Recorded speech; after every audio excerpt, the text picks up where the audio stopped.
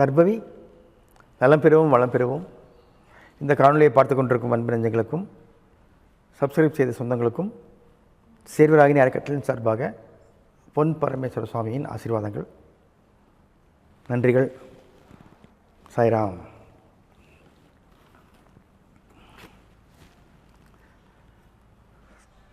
மனதை அடக்க வழி ஒன்றும் அறிந்திலேன் தான் டாபிக். மனசை அடக்கிறதுக்கு வழி இல்லையே, என்ன வழி சொல்லுங்கள் அப்படின்னு கேட்குறாங்க.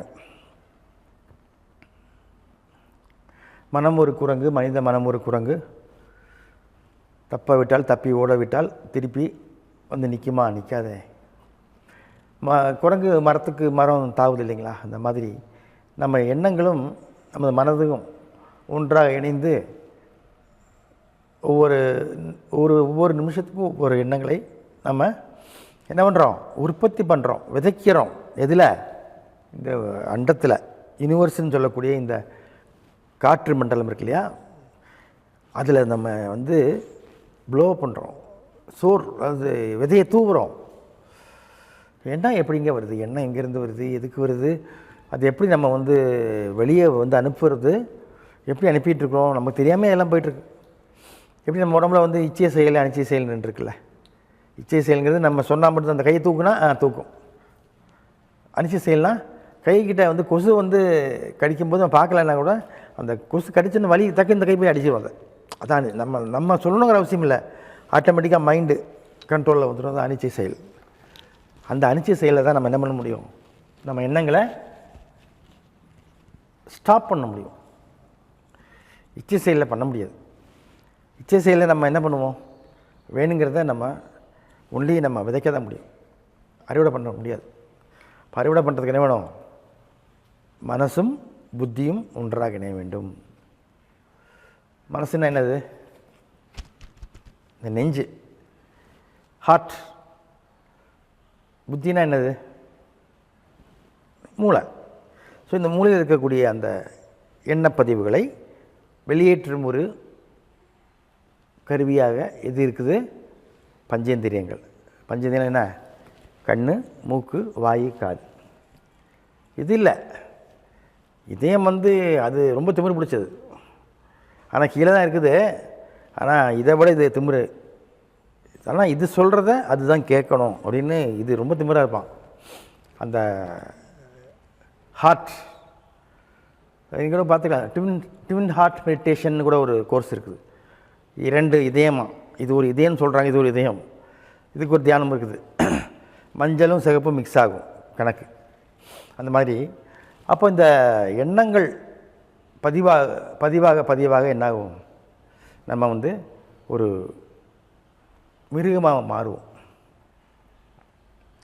மிருகமாக மாறினா தான் சில விஷயங்கள் நம்ம சாதிக்க முடியும். மனிதனாகவே மனம் இரக்கத்தோடு இருந்தோம்னா என்னாகும்? ஒரு வேலையும் செய்ய முடியாது. சில நேரங்களில் நம்ம வந்து சுயநலவாதியாக இருக்கணும், சில நேரங்களில் நம்ம வந்து பொதுநலவாதியாக இருக்கணும், சில நேரங்களில் பார்த்திங்கன்னா என்ன 2 கட்டணம் இருக்கணும். இப்போ நம்ம திரைப்படம் பார்க்கும்போது அழுகிற சீன் வந்து நம்மளும் அழுகிறோம் இல்லையா? அவங்க சந்தோஷம் சிரிக்கிற சீனில் நம்மளும் சிரிக்கிறோம். அது மாதிரி தான் நம்ம வாழ்க்கையிலையும் நம்ம எண்ணங்கள் போட்டு நம்மளை என்ன பண்ணுது? வறுத்து எடுக்குது. என்னங்க இது எண்ணம் இப்படி இது எங்கேருந்து தான் இந்த எண்ணம் வருதுன்னு தெரில, ஆனால் வருதுங்க. ஆனால் அதில் பாதிக்கிறது யார்? நானாக தான் இருக்கிறேன், இல்லை வேறு யாராவது இருக்கிறாங்க. ஸோ அப்போ எண்ணங்கள், எண்ணப்பதிவுகள் இதெல்லாம் வந்து இதை சார்ந்தது, நம்ம கர்ம வினையை சார்ந்ததுப்பா. போட்டாங்கய்யா ஒரு போடு, சரியான ஒரு போடாக இருக்குது. திரும்பவும் கர்மாவுக்கு வந்துட்டிங்களா சாமி? ஆமாம், கர்மா, குருமா, சப்பாத்தி, பரோட்டா எல்லாம் ஒன்றா போட்டு பசங்க சாப்பிட வேண்டியது தான். ஸோ கர்ம வினைகள் நம்மை ஆட்டுவிக்கின்றன. ஆட்டுவித்தால் யார் ஒருவர் ஆடாதாரோ கண்ணா, ஆசை என்னும் தொட்டிலே ஆடாதாரோ கண்ணா. ஆசை என்னும் தொட்டில், புரிஞ்சுங்களா? எல்லாத்துக்கும் காரணம் என்ன? நம்ம ஆசை தானே. ஆசையே அழிவிற்கு காரணம்னு புத்தர் சொல்லிட்டு போயிட்டார். அவருக்கு என்னப்பா போயிட்டார், எது நம்ம ஏட்டை கெடுத்தான் பாடினவன் பாட்டை கெடுத்தாங்க, அவங்க வேலையை பார்த்து போயிட்டாங்க. கடைசியில் நம்மளாம் கஷ்டப்பட்டு உட்காந்துருக்குறோம். ஸோ இப்போ இந்த எண்ணப்பதிவுகள் என்ன செய்யுது, நம்ம செயலை செய்ய வைக்குது. அந்த செயலில் வரக்கூடிய விளைவுகளை யார் அனுபவிக்குது, நம்முடைய ஸ்பிரிச்சுவல் ஸ்பிரிச்சுவல் எனர்ஜி தான் நம்ம எண்ண பதிவுகள்ங்கிறது. அதை எது அனுபவிக்குதுன்னா நம்ம ஸ்தூல உடல், ஆன்ம உடலும் அனுபவிக்குது, ஸ்தூல உடலும் அனுபவிக்குது.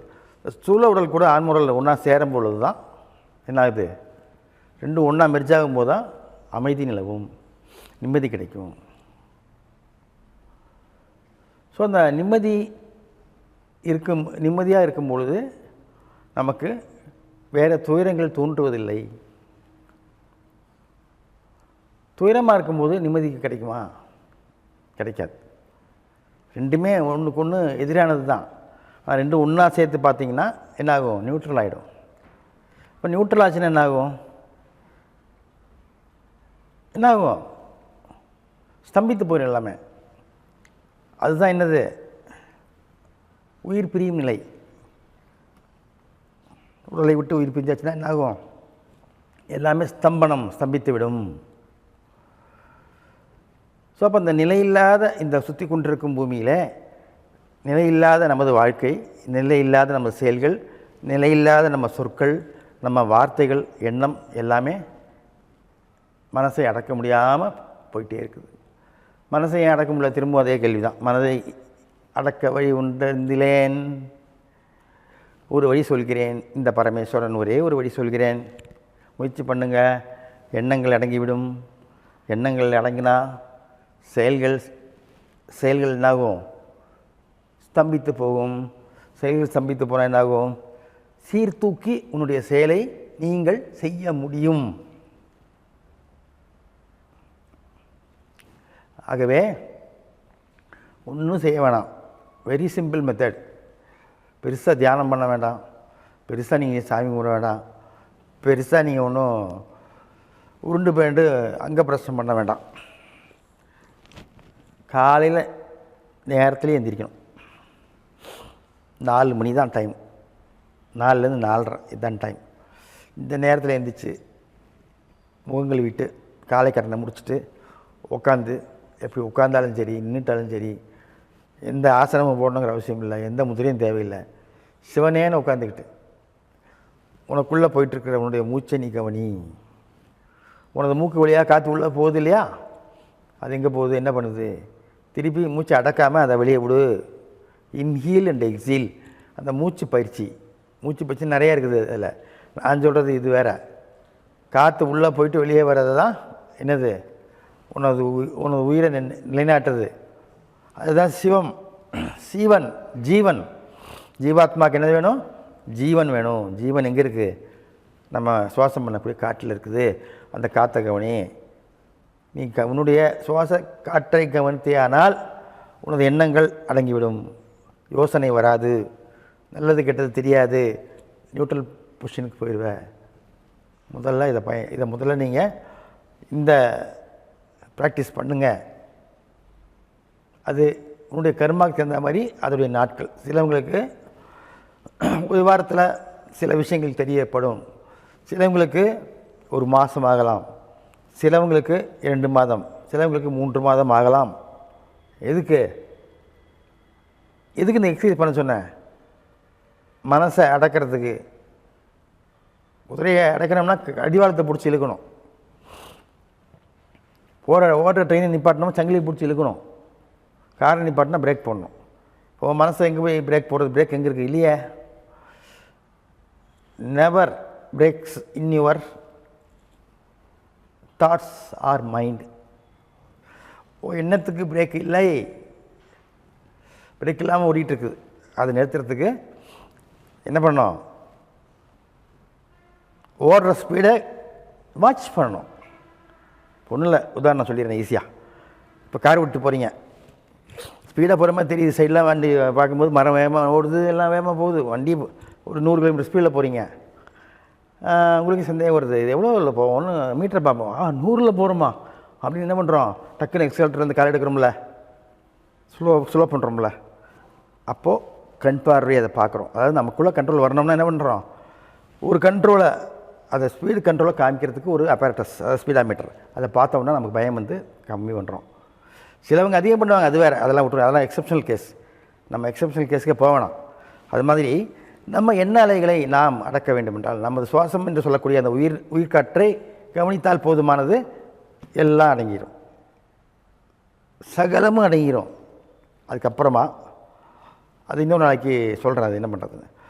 எண்ணத்தை அடக்கினாலே போதுமானது, உனக்கு தேவையானதெல்லாம் கிடைக்கும். நீ எண்ணம் தானே, உனக்கு எண்ணம் போல் வாழ்வு. உன்னை மேலே கொண்டு வரதும் அந்த அதே எண்ணம் தான், உன்னை கீழே கொண்டு போகிறதும் அதே உன்னுடைய தாட், உன்னுடைய எண்ணம் தான். ஸோ எண்ணம் எங்கிருந்து வருது, எங்கிருந்தோ வருது. ஆனால் காற்று வழியாக மண்டைக்குள்ளே வருது, காதுக்குள்ளே வருது, கண்ணுக்குள்ளே வருது, மூக்குள்ளே வாய் வழியாக, நவத்வாரங்கள் வழியாக என்ன பண்ணுது, நம்ம எண்ணங்கள் உள்ளே வருது. பரமேஸ்வரனுக்கு வர்ற எண்ணம் வேறு, இங்கே எதிர்த்தாப்புல வீராக்கு வர்ற எண்ணங்கள் வேறு. இந்த மாதிரி பக்கத்தில் தான் உட்காந்துருப்போம், ஆனால் ஒரே எண்ணத்தை யாருமே நினைக்க மாட்டாங்க. கண்டிப்பாக அதில் ஒரு மாற்றம் இருக்கும். அப்போ பார்த்துக்கிட்டிங்களா, ஆண்டவன் எவ்வளோ சூட்சமான விஷயத்தை வச்சுருக்கிறான்னு. இவ்வளோ பேசுகிறோம் இல்லைங்க. நீங்கள் இப்போ 10 கோடி கொடுத்து ஒரு கார் வாங்கினாலும் சரி, என்ன ஒரு 1,00,000 கொடுத்து ஒரு மாருதி 800 வாங்கினாலும் சரி, ஓடுற ரோடு ஒன்று தானே. ஒரே கார் ரோட்டு தான் 2 ஓட போகுது. ரோடுன்னா அது 10 கோடி வண்டி ஓடுமா? அதே தான்.